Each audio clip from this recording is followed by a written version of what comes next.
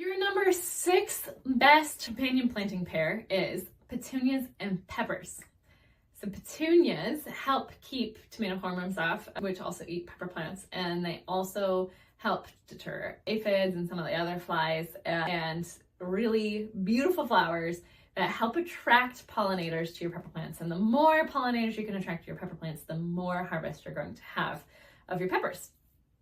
And so you plant these close together. You're going to plant about 2 to 3 petunias around the base of your pepper plants. Petunias like to sprawl out. They look really beautiful under your pepper plants, and they can really look great in a container. So if you are mixing up your garden and you're planting your vegetable plants in with your flowers, petunias and peppers really look great in a pot as well. And now, in the middle of the summer, when it's hot outside, the petunias can get a little bit leggy. They can look a little sparse. So one of the things you can do to make your petunias look great all year long is actually pinch them off. So if you cut them back in mid-July, they're actually going to grow bushier and they're going to get less leggy, and they'll still continue to look great year round.